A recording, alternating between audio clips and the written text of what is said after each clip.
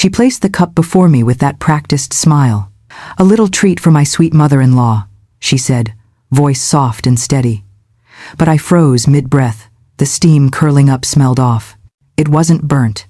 It wasn't sweet. It was wrong. I watched her hands tremble slightly as she turned away, glancing toward her own mother at the table. That woman had once humiliated me in front of my husband, in front of family, calling me useless and weak. Now she sat across from me, serene, unmoved. And I realized in that moment, this treat was never innocent. Without letting them see, I swapped our cups, hers and her mother's, so she'd drink the one meant for me. 30 minutes later, one of them wasn't smiling anymore. Stay with me, because in a moment you'll discover what truly lurked in that coffee and how silence became my most powerful weapon. Before we dive deeper, let us know in the comments where you're watching from. We'd love to hear from you, and don't forget to hit that subscribe button so you never miss any of our upcoming videos. Her mother never liked me. She made that clear from the first day we met. I still remember the setting, my son's engagement dinner. The air smelled of roasted chicken and expensive perfume, and laughter echoed across the long table. Everyone was excited, hopeful, full of talk about the wedding. Then she looked at me with a smile that didn't reach her eyes. "You must be relieved," she said loudly, raising her glass. "Finally, someone young and capable will take care of your son. You've done enough, or rather, not much at all." The table went silent. My husband's hand twitched beside mine, but I said nothing. I smiled politely, the same way women of my generation were taught to when insulted in public. I stayed quiet because I didn't want to ruin my son's night. But that night, a quiet promise formed inside me. Silence didn't mean weakness. It meant I was watching, remembering. Months passed, and her words traveled through the family like a bad rumor. At every gathering, she found a way to remind me that I was too traditional, too dependent, too old to understand how things work now. Her daughter, my soon-to-be daughter-in-law, laughed at those jabs at first. But over time, I could see it shaping her. The way she started correcting me when I spoke. The way she looked at me when I offered advice with the same pitying smile her mother used. It was subtle, but it hurt more than any open insult could. I often told myself it was generational. Maybe I was outdated. Maybe I was expecting respect from a world that no longer valued quiet women. Still, deep down, I knew it was more than that. When my husband died, she didn't come to the funeral.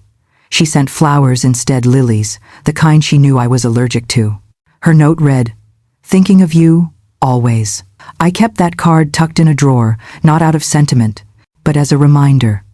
A reminder of the way cruelty can hide behind manners and smiles. My son said I was reading too much into things, that her mother just had a sharp sense of humor. But a woman knows. We always know when kindness is just a mask for contempt.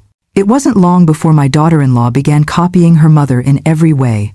Her hairstyle, her tone, her dismissive way of calling me sweetheart, as though I were a child. She visited less often, and when she did, it felt more like an inspection than a visit.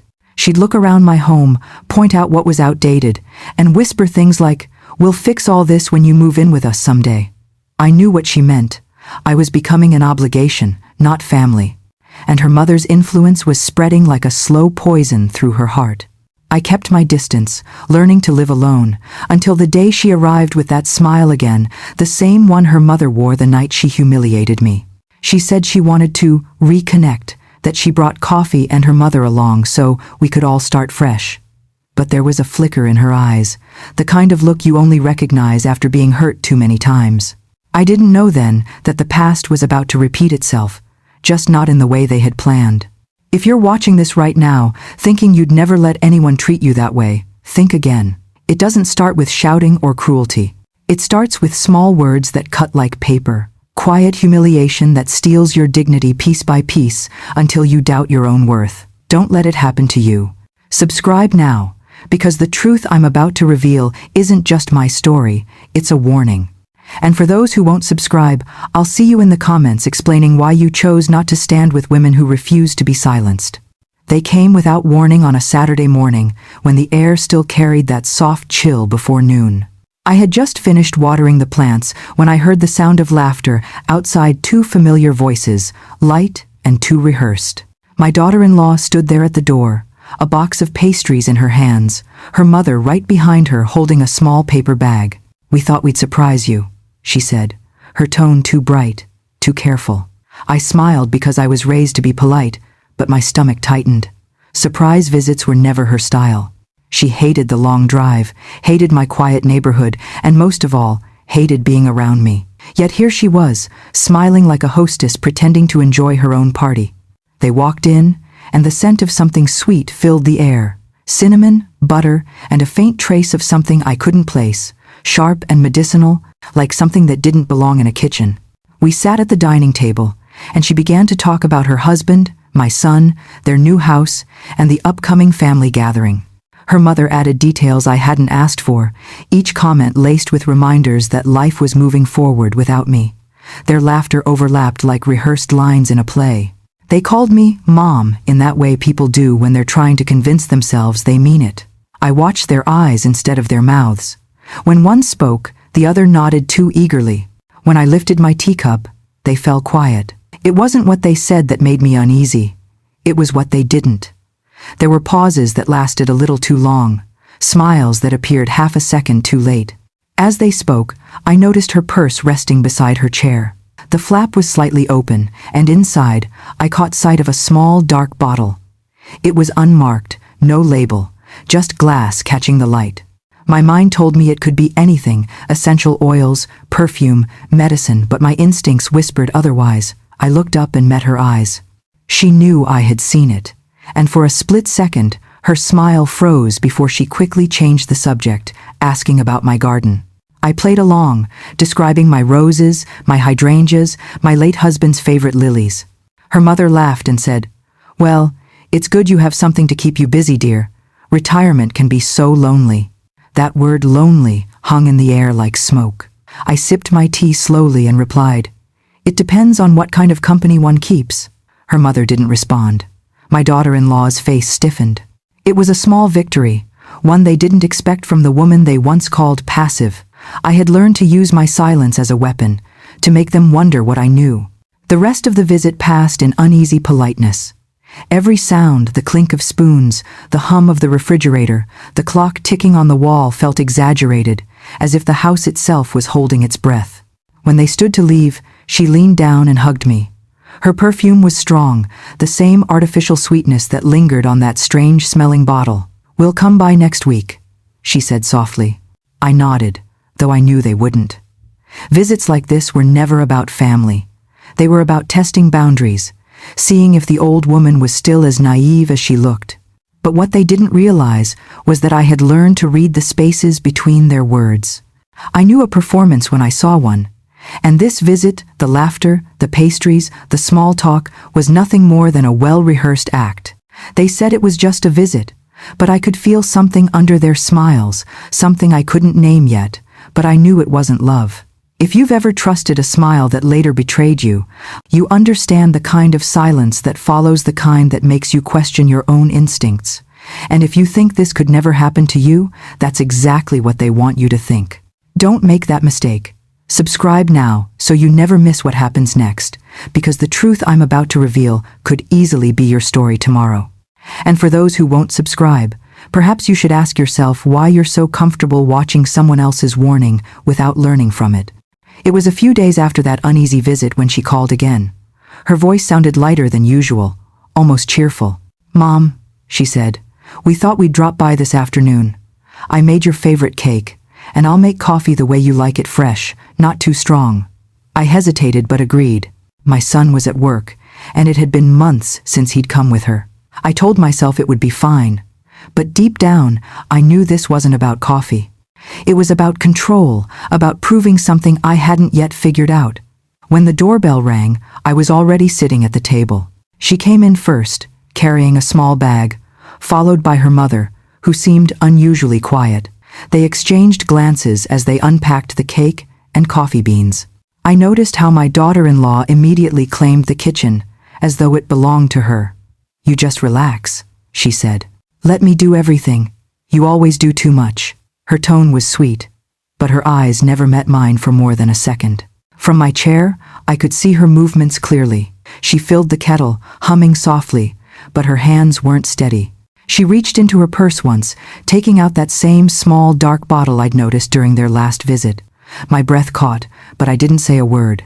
Her mother shifted in her seat and started talking loudly about the weather, as if to cover up the faint sound of liquid being poured. When my daughter-in-law turned back to face me, the bottle was gone.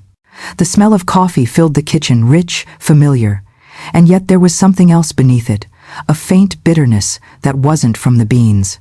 She brought the tray over with 3 cups, carefully arranged, freshly brewed, she said, smiling that same brittle smile. I watched her hands as she placed my cup down in front of me.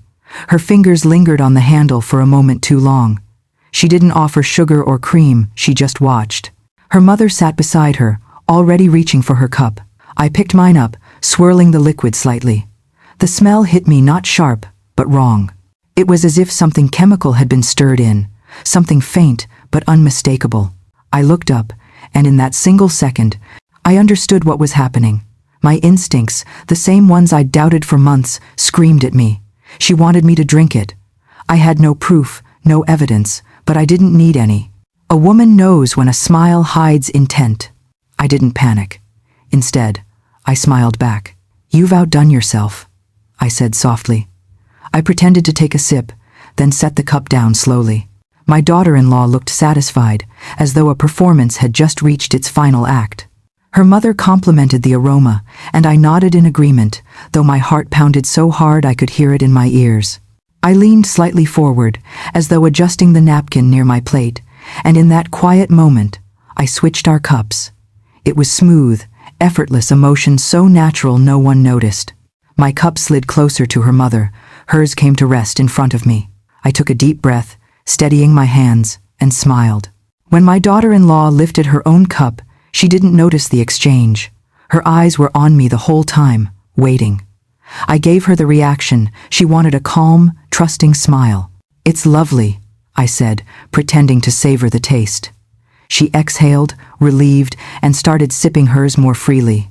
The conversation resumed, but it felt forced. I couldn't focus on their words, only on the ticking of the clock on the wall. The air felt heavy, each second dragging slower than the last. Her mother complimented the cake, but her voice sounded faint. I kept my composure, nodding, watching, waiting. Every movement in that room felt like a test of patience. Minutes passed. Then her mother cleared her throat, setting her cup down halfway through a sentence. "This coffee tastes a bit odd," she murmured, frowning. My daughter-in-law froze. For the first time, I saw fear flicker behind her polished smile. She laughed quickly, saying, "Oh, it's probably just the beans. I tried a new blend." Her words stumbled over each other. Her mother nodded weakly, pressing her fingers to her temple. I stayed silent, my expression neutral. I wasn't sure yet what she had done or why, but one thing was certain. If I had ignored my instincts, I would have been the one feeling faint right then. I smiled, pretending to sip mine, though my cup hadn't moved since the switch. I wanted to see if my instincts were wrong or horrifyingly right. The tension in the room grew until even the ticking clock sounded like a warning. I sat there quietly, every sense alert, waiting to see what would unfold. Because if there was one thing I'd learned, it was that truth has a way of revealing itself, especially when someone is desperate to hide it. And as you sit there listening, maybe thinking this is just a story, ask yourself, how well do you really know the people who hand you your cup each morning? Trust can be dangerous when it's given to the wrong hands. Subscribe now, because what happens next will make you question every smile, every favor, and every little treat you've ever accepted without thinking twice. For those who choose not to subscribe, tell me in the comments why you'd rather be surprised by life than warned before it's too late. The air in the dining room had gone still, thick with the scent of roasted coffee and tension no one dared name. The 3 of us sat around the table pretending to enjoy the cake, pretending everything was fine. My daughter-in-law chatted about the weather, her tone a little too bright. Her mother nodded along, trying to smile. I sat quietly, stirring my coffee with deliberate slowness, letting the spoon clink gently against the porcelain. Every small sound felt amplified: the ticking of the wall clock, the soft hum of the refrigerator, the distant barking of a dog outside. Beneath it all, there was something else, the sound of fear slowly waking up in the room. Her mother was the first to shift uncomfortably. She pressed a hand to her chest, then to her stomach. "Oh," she muttered, almost to herself. "I feel a bit off. Maybe it's the cake." She gave a weak laugh, though her face had already begun to pale. My daughter-in-law froze mid-sentence, the color draining from her own cheeks. "Mom? What's wrong?" she asked quickly, setting her fork down. The older woman waved her hand dismissively. "Just a little dizzy. Must be the coffee. Too strong for me." I watched quietly, my cup still untouched, my expression calm, maybe too calm. My daughter-in-law stood up suddenly, her chair scraping loudly against the floor. "Do you need water? I'll get you some," she said, her voice trembling. She darted into the kitchen, the sound of clattering glass echoing behind her. Her mother leaned forward, breathing shallowly. "I just need a moment," she whispered, closing her eyes. I reached out, resting my hand gently on hers. "It's all right," I said softly. "Take your time." My voice was steady, almost serene. Inside, my thoughts raced. My daughter-in-law had gone pale when her mother started sweating. The way she kept glancing toward that coffee cup, it told me everything I needed to know. She hadn't planned this. Whatever she had done, whatever she had poured, was never meant for her mother. From the kitchen, the sound of water running filled the silence. Then came the crash, a glass hitting the floor. "Mom!" my daughter-in-law shouted, rushing back with trembling hands. She placed the glass in front of her mother, who barely managed to lift it. The woman took a small sip and coughed violently, her entire body trembling. I sat back slowly, watching the scene unfold. I didn't mean for anyone to get hurt, but when she clutched her stomach, I knew my silence had saved me. Her mother's complexion had turned ashen. She tried to stand, but her knees buckled. My daughter-in-law caught her, panic written all over her face. "What's happening, Mom? Talk to me." Her voice cracked, sharp with fear. I stayed seated, my eyes fixed on the untouched cup in front of me, the one she had poured for me so carefully, the one that now sat by her mother's trembling hand. I could still smell that faint bitterness rising from it. She turned toward me, eyes wild. "Call an ambulance," she shouted. I nodded slowly, rising with deliberate calm. My fingers found the phone, but I didn't rush. I dialed, explained the situation, and gave the address. All the while, my daughter-in-law paced the floor, her hands shaking so hard she nearly dropped her phone when it rang back. "She's going to be fine," I murmured, though I wasn't sure if I was talking to her or to myself. The paramedics arrived within minutes, but to me, it felt like hours. The siren's echo filled the quiet neighborhood, cutting through the still afternoon. They rushed in, checking vitals, asking questions, lifting her mother carefully onto the stretcher. My daughter-in-law followed them out, her face streaked with tears, her voice breaking as she tried to explain. "She just had coffee, that's all. I swear, that's all." Her words hung in the air long after they'd left, trembling and hollow. I stood by the window, watching the flashing lights fade down the road. The house was silent again, except for the faint ticking of the clock and the soft clink of my cup as I set it down. I didn't touch it again. I didn't need to. I already knew the truth. My instincts had been right, horrifyingly right. When the door finally closed behind them, I sat down and looked at the empty chairs. The smell of coffee still lingered, bitter and ghost-like. I ran my finger along the rim of the untouched cup, tracing it slowly, almost thoughtfully. What did she expect? That I'd just drink and never question? That I'd stay quiet, as I always had? Outside, the wind picked up, brushing against the window panes. I took a deep breath and whispered to myself, maybe I really am old-fashioned, but I'm not foolish.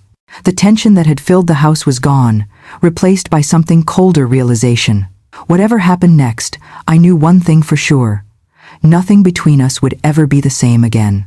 Stay right there, because what happens after that ambulance leaves will make you question just how far a mother's instinct and a daughter's deception can go.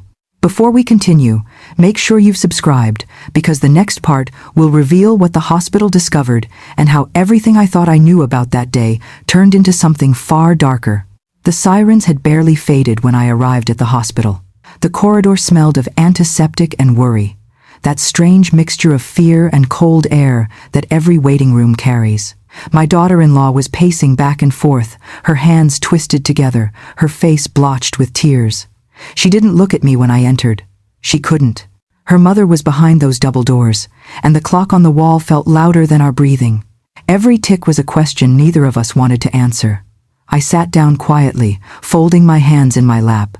I didn't say a word. A nurse appeared after what felt like hours, calling for family. My daughter-in-law rushed forward, her voice shaky. "How is she? Please, tell me she's okay." The nurse gave a small nod. "She's stable. We're still running tests, but she's conscious now." Relief poured from her like a broken dam. She covered her face, sobbing into her palms. I watched, my expression unreadable. Stable. Conscious. Words that should have brought comfort, but instead, they brought questions. Soon after, a police officer approached us, notebook in hand. "We just need to take a few statements," he said politely, though his eyes were already scanning our faces. He asked what happened, what we'd eaten, what we'd drunk. My daughter-in-law spoke too quickly, describing the visit, the coffee, her mother's sudden sickness. She stumbled over her words, and the officer kept his pen moving. When he turned to me, I met his gaze without flinching. "We were all drinking coffee," I said calmly. She poured mine, but I didn't touch it. I noticed something strange about the smell. He raised an eyebrow, jotting something down. "You didn't drink any of it?" I shook my head. "No. I switched cups with her mother." That made him pause. "You switched cups?" He repeated slowly, as if weighing the words. I nodded once. "Just a feeling," I said softly. Something didn't seem right. He scribbled more notes, then asked if he could take what was left of the coffee for testing. I agreed. The evidence or proof of my instincts was now in his hands. Hours later, a doctor walked into the waiting area, holding a clipboard. His voice was gentle, but clinical. "Good news first, she'll recover. Whatever she ingested wasn't lethal." "But," he hesitated, glancing between us. "There were traces of a strong sedative in her system, a type of prescription sleeping medication. Mixed with caffeine, it caused a dangerous reaction. Her heart rate spiked, blood pressure dropped enough to make anyone collapse." My daughter-in-law's mouth fell open. "Sleeping medication? That can't be right. We only had coffee." Her voice cracked, rising too high. The doctor frowned. "It was present in her drink, not in yours." He turned slightly toward me. "If you'd consumed it, ma'am, you might have fainted or worse, depending on your age and medication history. You were very lucky." Lucky, the word echoed in my mind. I looked at my daughter-in-law, and for a fleeting moment, her eyes met mine. There was fear there, not guilt, not yet, but fear. Her hands were shaking. The officer stepped closer. "We'll need to collect those coffee cups and get your statements again," he said firmly. She nodded, too quickly, her voice a whisper. "Of course, anything you need." As they led her away for further questioning, I sat still in the chair, the hum of the fluorescent lights filling the silence. I didn't feel relief, not really. What I felt was something heavier realization. The doctor had said it wasn't poison, not deadly. But the intention behind it? That's what chilled me. Someone had measured just enough to harm, not enough to kill. Enough to make me look weak, fragile, maybe even foolish. Enough to send me to the hospital and label it an accident. I looked through the glass door, where she stood talking to the officer. Her shoulders were shaking. Maybe it was guilt. Maybe it was fear of being caught. But I remembered the way she'd smiled that morning, the way her mother had once sneered at me at my husband's retirement party, calling me dead weight. The pieces were falling into place. Before we go deeper, let us know in the comments where you're watching from. We'd love to hear from you, and don't forget to hit that subscribe button so you never miss what happens next. Because what I discovered after that hospital visit didn't just change my family, it revealed a secret they'd kept hidden for years. And if you're thinking of skipping ahead without subscribing, you might want to think again. Some stories are warnings, and this one could save you from trusting the wrong smile. Later that night, long after I had returned home, the sound of the clock ticking in the hallway felt louder than ever. I sat in my chair, wrapped in a blanket, staring into the dim glow of the lamp. The hospital visit had ended quietly. My daughter-in-law's mother had been discharged under observation, and the police said they'd follow up if anything else came up. But something inside me refused to settle. The look in my daughter-in-law's eyes, that quick flicker when the doctor said what was in the cup, it wasn't just fear, it was recognition. as if she'd heard those words before, rehearsed them even. I couldn't sleep that night. The question replayed over and over. Why would they do it? What could possibly make a person try to harm someone who had done nothing but try to keep a family together? The next morning, I found my answer, or at least, the first piece of it. A phone call came from my neighbor, Carol. She hesitated before speaking. I didn't want to say anything, but I thought you should know. I overheard something odd last week. She went on to tell me that while shopping at the local store, she'd seen my daughter-in-law and her mother talking quietly in the aisle. They didn't notice her nearby. Carol said she heard them mention my name, and something about, "It's the only way to convince him." My stomach turned. "Convince who?" I asked. Carol hesitated again. "Your son," she said softly. "They were saying he'd never agree to the plan unless he thought you couldn't manage on your own." That single sentence hit me like a cold wave. Suddenly, everything made sense. The strange glances, the forced kindness, the sudden, surprise visits. It wasn't just resentment. It was strategy. They had been planning this for a while. Not to end my life, but to weaken me in front of my own son, the only person who still believed in me. If I fell ill, if I seemed frail or forgetful, he'd feel obligated to take control. And who would he lean on for help? His wife. Who would whisper suggestions in his ear, make him feel guilty, manipulate his decisions? Her mother. I remembered the conversations my son and I had in recent months. He had mentioned selling my house, moving me into assisted living. "It would be easier for everyone, Mom," he'd said. I had refused, of course. My late husband and I built this home from scratch. Every photo on the wall held a story. But now, I realized those suggestions might not have been his idea at all. They'd been planted. The women in his life were slowly guiding him to believe I was incapable, burdensome, a problem to be handled. And what better way to prove that than to make me sick in front of him? Not dead, just weak enough that the doctors would warn him I shouldn't live alone. It was a careful plan, quiet and cruel. They wouldn't have to get their hands dirty. They'd just have to watch me fade a little, day by day, until I had no choice but to surrender my independence. Then, when I was gone from my own home, when I was tucked away somewhere with nurses and locked doors, everything I owned would be theirs to manage my savings, my jewelry, even the land I'd promised to my grandchildren. I couldn't believe it at first, but then I remembered something else the last family dinner before all this happened. My daughter-in-law's mother had asked, in her usual condescending tone, if I'd updated my will. I'd brushed it off, saying I didn't see the need. My son would handle things when the time came. I didn't notice then, but she exchanged a glance with her daughter. A knowing one. I thought it was about my stubbornness, but now I knew it was about the opportunity. As I pieced it together, I felt a heaviness that words can't describe. They wanted to make me look helpless, a frail, old woman whose mind was slipping.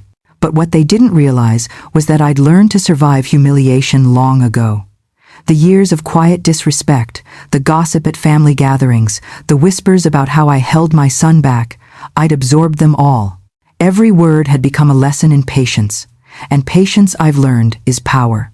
Later that week, I went through the files in my home office, the property documents, the insurance forms, and the will I'd updated 3 years ago. My son was listed as the sole heir, but I knew that if he fell under their influence, everything I'd built would vanish into their hands. I called my lawyer quietly, asking about possible changes. I didn't explain much, only that I wanted to ensure my assets were protected in case I became unwell. He agreed to meet with me privately the next morning.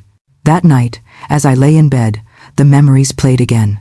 I could see them, both the daughter and her mother, sitting in my living room, laughing softly as if nothing had happened. "We just wanted to surprise you," she had said that morning. A surprise indeed. A carefully crafted performance, wrapped in sweetness and deceit. They thought I was blind. They thought my silence meant ignorance. But silence doesn't always mean weakness. Sometimes it's a shield. Sometimes it's the only way to make the guilty reveal themselves.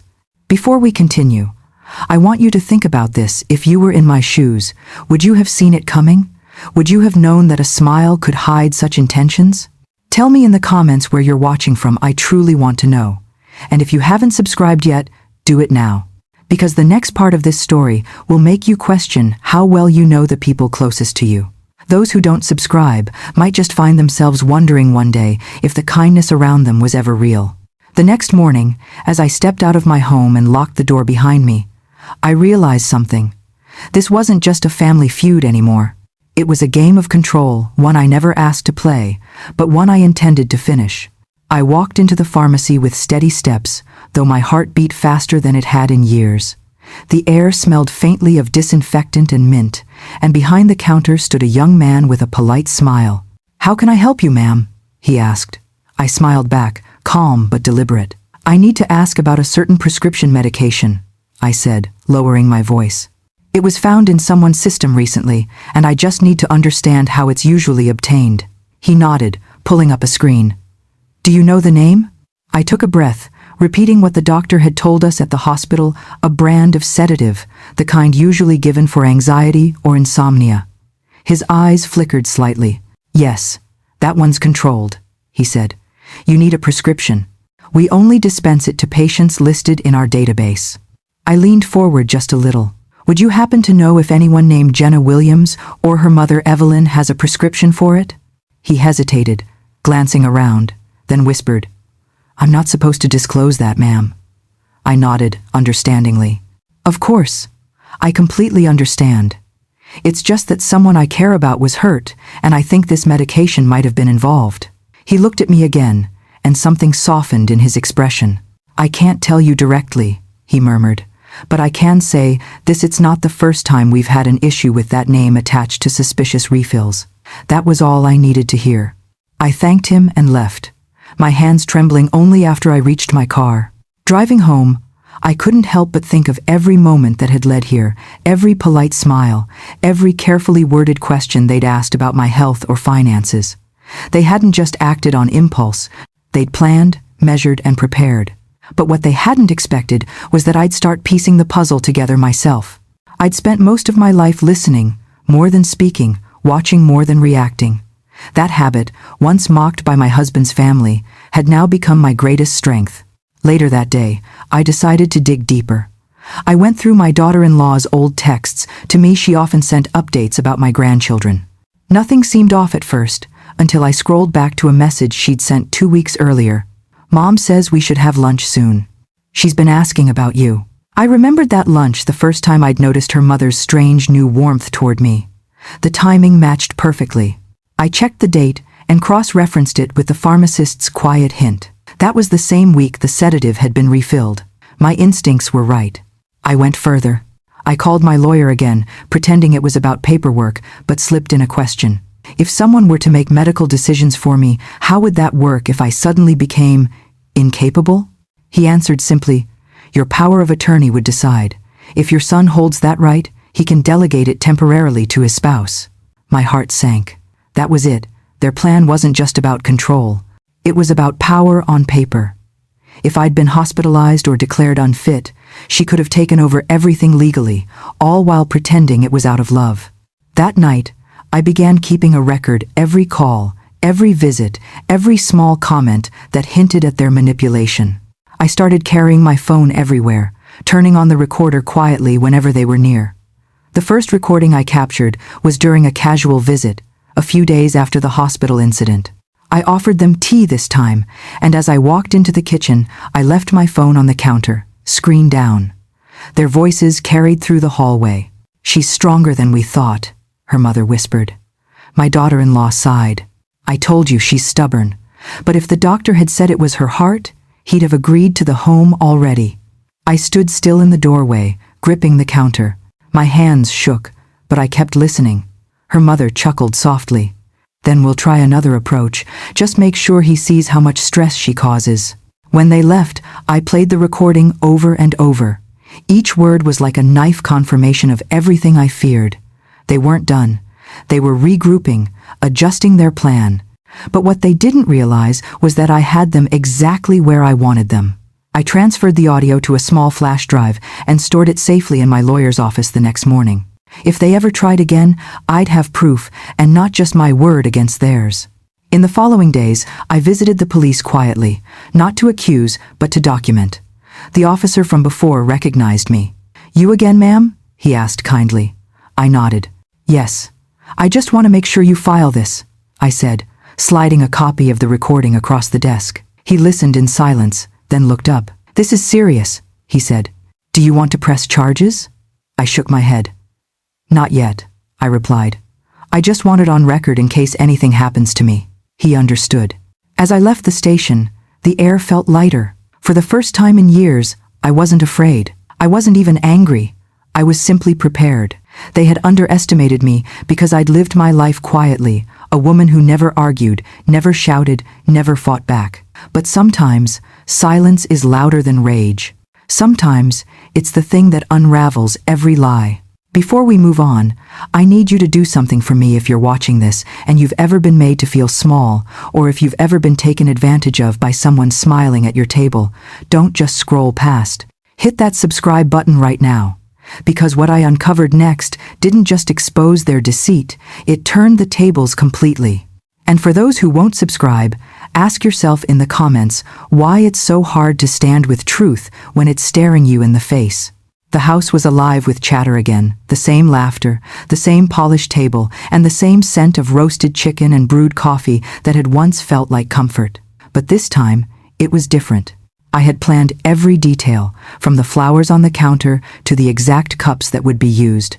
The same porcelain coffee set, the same seats, the same people.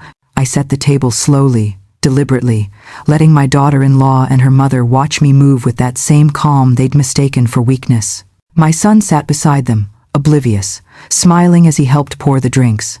"Mom," he said gently, "I'm glad you're feeling better. Jenna's been so worried."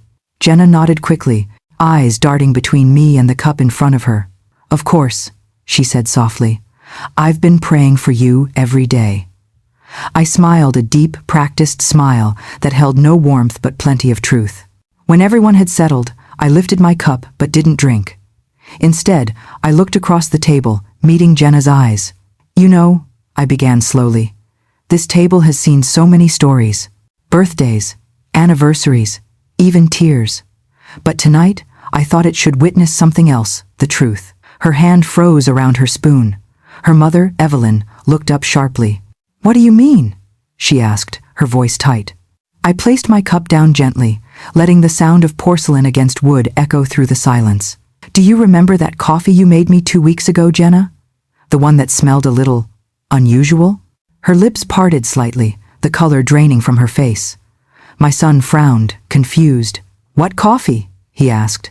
"Oh," I said lightly, "just a small gesture of love. At least, that's what she called it, a little treat from my favorite mother-in-law." Evelyn let out a forced laugh. "You must be mistaken," she said quickly. "Jenna would never—" "Actually," I interrupted softly, "I was mistaken once. I trusted people who smiled while stirring sugar into my drink. But not anymore." I reached into my bag and pulled out a small envelope. "Inside this is a copy of a lab report from the hospital." I slid it across the table.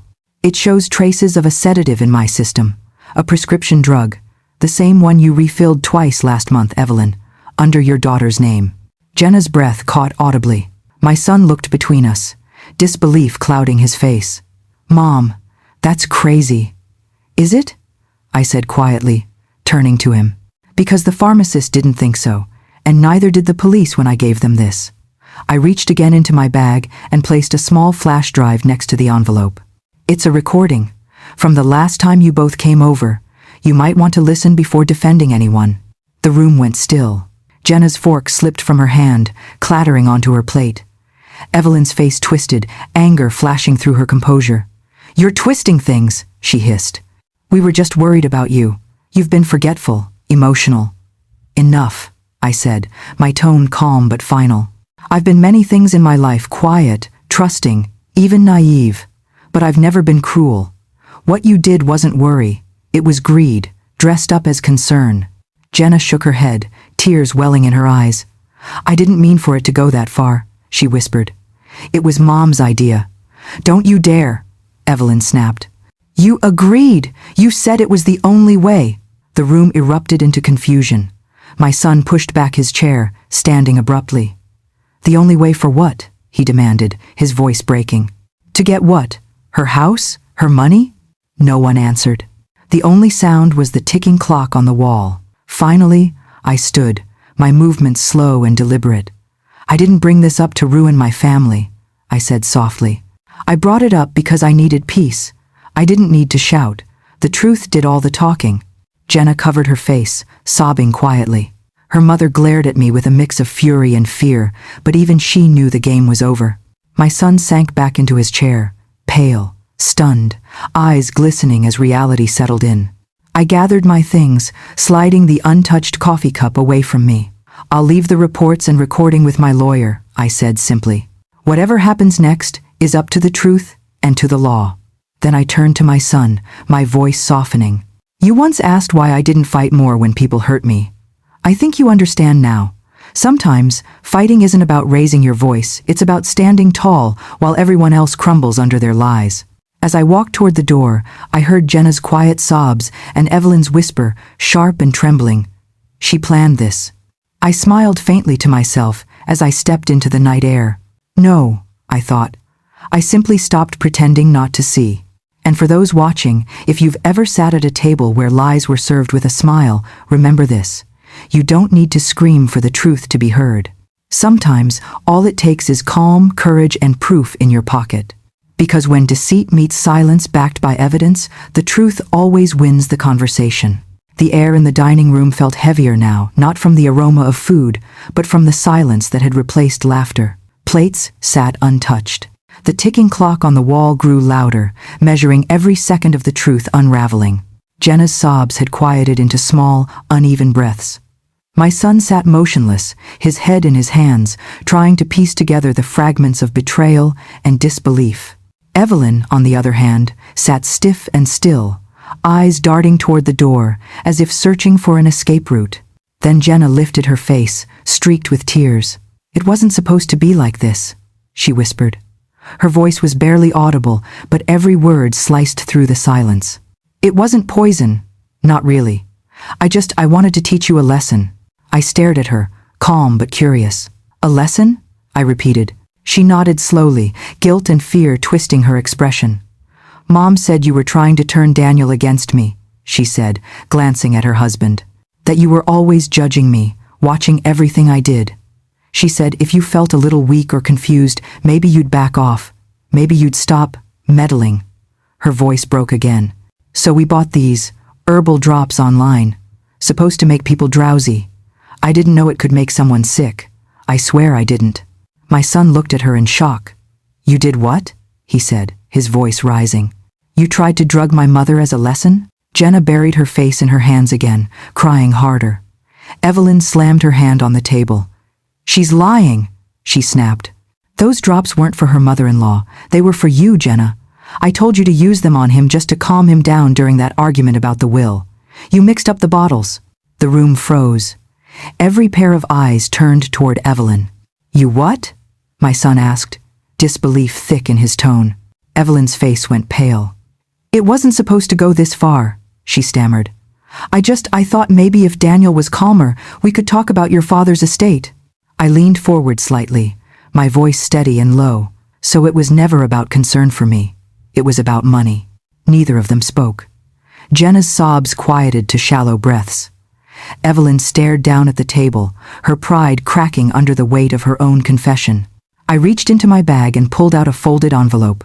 I placed it beside the untouched coffee pot, letting it rest there like the final piece of a long, bitter puzzle.